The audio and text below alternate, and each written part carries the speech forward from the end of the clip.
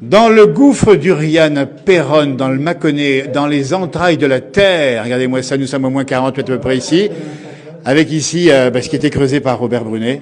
Et puis aujourd'hui, il y a une corvée pour remonter les 5 à côté. De nous avons quelqu'un qui connaît bien la préhistoire. C'est Claire qui est à mes côtés, Claire ici, qui est de la région en plus, et qui est préhistorienne. Oui, je suis natif de la région, de Mâcon.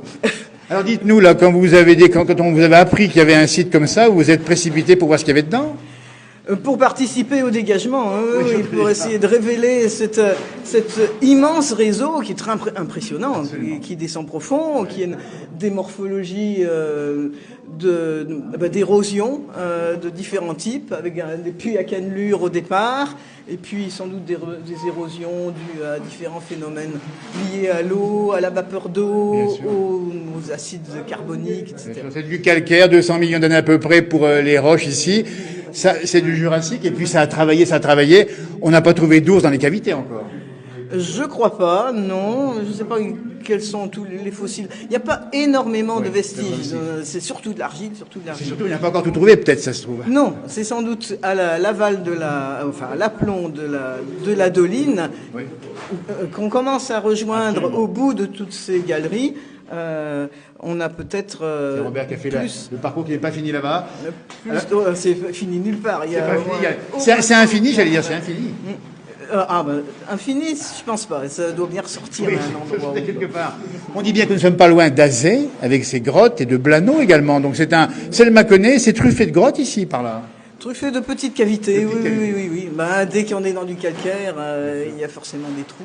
Absolument. C'est sûr, oui.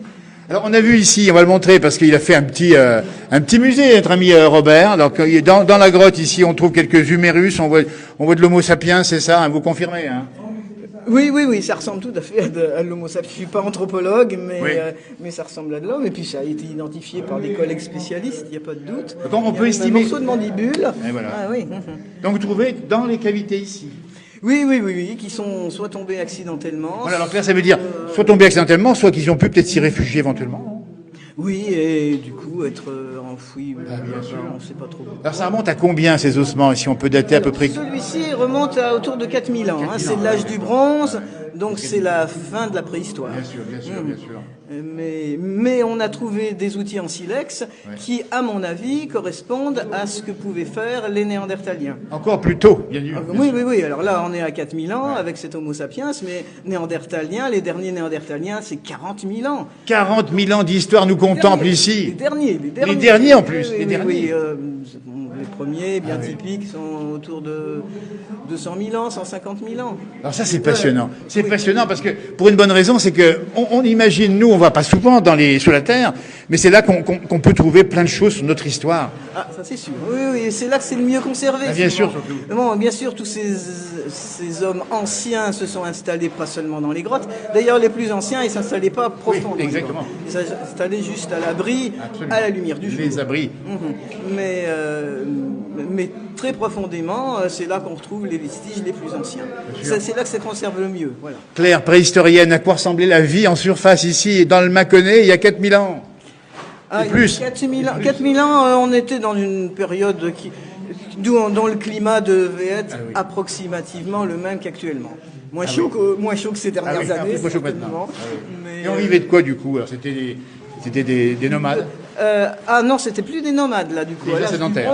Oui, ils étaient déjà sédentaires, cultivateurs, éleveurs, en élevant surtout des moutons et des moutons des chèvres. Et puis on a salué très pas loin avec les fameux chevaux. Alors là, c'est parmi les premiers sapiens solutrés, on est à disons 20 000 ans. C'est entre Néandertal et cet homme de l'âge du bronze. Mais quel bonheur, Claire, de faire de la préhistoire ici, in situ, si j'ose dire ici, dans le fond, ou presque ici, du gouffre d'Uriane, le nom du cheval qui a été à l'origine de la découverte par Robert. Quel regard vous portez sur Robert qui a creusé? Regardez-moi ça, ce qu'il a fait Robert Brunet. Il a fait un travail de fou ici avec la solidarité pour remonter ici l'argile. C'est extraordinaire. Oui, extraordinaire, ça effectivement. Il faut vraiment y croire, il faut avoir la passion de la découverte pour creuser comme des fourmis, ou une fourmi toute seule, ou un travail de Romain, je ne sais pas quelle image il faut prendre. Un travail de titan pour Robert, merci. C'est avec la préhistoire et l'histoire qu'on pourra aller plus loin demain dans l'avenir. On a besoin de connaître nos racines lointaines pour aller plus loin. Tout à fait, oui, pour certains c'est vital, ça aide beaucoup à aller vers l'avant. Voilà. Et puis relativiser. Absolument. Relativiser. Et puis protéger notre environnement aussi. Que oui, et là. Oui, bien sûr. Parce que là, on manque d'eau, effectivement, ces jours. Il y a un peu d'humidité ici, mais c'est une vraie question avec un petit peu d'eau qui suinte. Alors, stalactites, stalagmites, on en a vu quelques-unes, hein, un petit peu.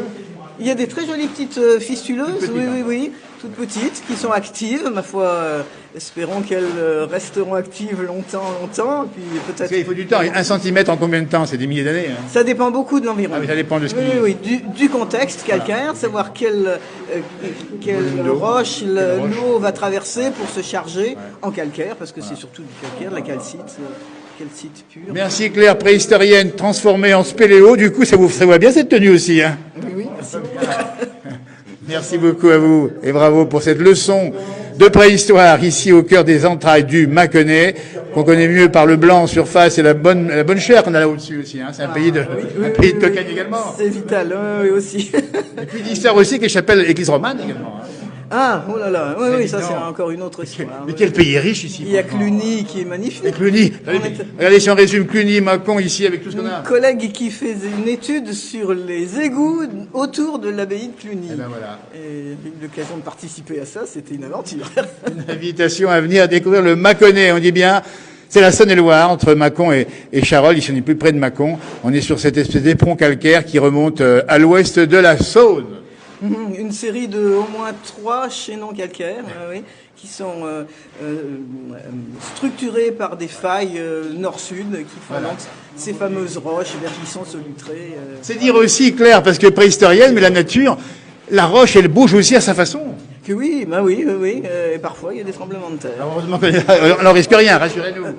On risque beaucoup moins que dans certaines autres zones. Exactement. Mais il y a eu une époque où ça a dû bouger pas mal aussi. Voilà, et puis une pensée à nos amis turcs et syriens qui ont reçu, malheureusement, c'est encore autre chose. Tout à fait. Et chez eux, là, ça bouge sérieux. Ça bouge dans le sud de la France un petit peu. Exactement. Aussi. Il y a des petits séismes qui sont presque imperceptibles. Exactement. Et même Chamonix dans les Alpes, ça bouge aussi. Les montagnes, elles bougent. Oui, elles bougent. Il y a des séismes assez régulièrement qui sont très faibles, mais ça bouge. Merci Claire sur ces éclairages, si j'ose dire, ici au cœur de la nature bourguignonne. Merci beaucoup.